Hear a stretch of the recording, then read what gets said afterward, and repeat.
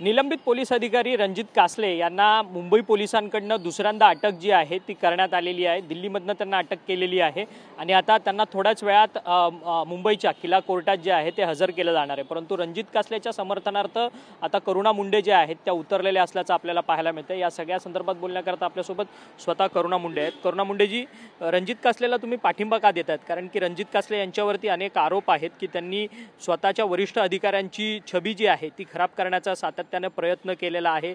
खोटेनाटे आरोप जे आहेत ते रणजित कासले सातत्याने लावतात, त्यामुळे त्यांना अटक देखील झाली आहे। तुम्ही त्यांचं समर्थन कोणत्या गोष्टीसाठी करता?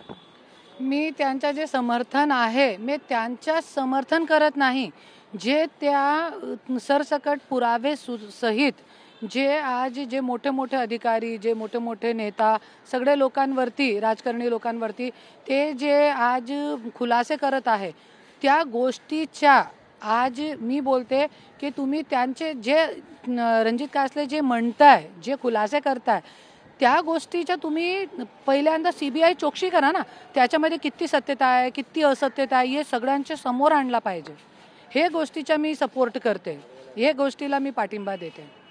खरं तर पण रणजित कासले यांच्यावरती अनेक गंभीर मुद्दे आहेत, त्यांच्यावरती आरोप झालेले आहेत की ते त्यांच्या खरं तर वरिष्ठ अधिकाऱ्यांची संपूर्ण छबी जी आहे ती खराब करण्याचा प्रयत्न करतात। ते जे आरोप लावतात ते देखील खोटे आहेत। मग आता त्यांची चौकशी कशी होणार? कारण की खोटे आरोप आहेत असं अधिकाऱ्यांचं म्हणणं आहे। खोटे आहे की खरे आहे, वो जे रणजित कासले आहे ते सरसकट पुरावे सहित बोलत आहे आणि आज सगळी मीडियावरती त्यांनी पुरावे दाखवलेले आहे। तो कशाला आपण हे म्हणू शकत नाही ना की पुरावे खोटे आहे की खरे आहे। ते CBIचा भाग आहे, हे तपासचा भाग आहे। पण हे तपास न करता जे आज रणजित कासलेला परत परत जेलमध्ये टाकण्याचे काम करताय ते मला वाईट वाटते आणि त्याच्यासाठी मी त्यांना सपोर्ट करते। आणि आज सगळ्यांना माहिती आहे की ज्यावेळे मी तोंड उघडला होता है ना, ज्यावेळे मी परलीमध्ये खुलासा करणे गेली होती, स्वयं DYSP चे समोर 25 पोलिसांच्या समोर माझी गाडीमध्ये रिव्हॉल्वर टाकली होती।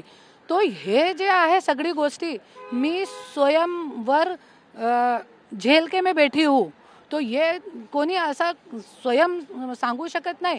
कोणत्याही अधिकारी, कोणत्याही मंत्री असं स्वयं सांगू शकत नाही की हे जे रणजित कासले जे बोलत आहे ते खरं आहे की खोटं आहे। ते आपला भाग नाही आहे, ते CBIचा भाग आहे, त्यांचा भाग आहे। त्यांना तुम्ही त्याच गोष्टीसाठी तुम्ही वो करा की तुम्ही पुरावे द्या आणि ते पुरावे घेऊन तुम्ही कारवाई करा ना। जरी तो खोटाडा निघाला तर त्यांच्यावरती पण कारवाई करा। परंतु तुम्ही सातत्यानं धनंजय मुंडे यांच्यावरती आरोप करताना पाहायला मिळतात। तेच धनंजय मुंडे गेल्या 6 महिन्यांपासून वेगवेगळ्या म्हणजे प्रकारातून गेलेत। अर्थात त्यांना बेल्स पाल्सी आजार सुद्धा झाला, त्याच्यानंतर त्यांचं मंत्रिपद गेलं।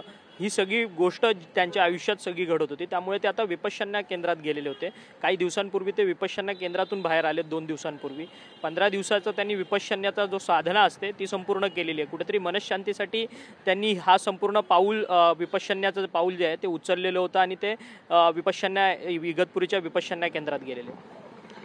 हे सगळं दाखवण्याची गोष्ट आहे। विपश्यना चांगली गोष्ट आहे, जायला पाहिजे, सगळ्यांना जायला पाहिजे।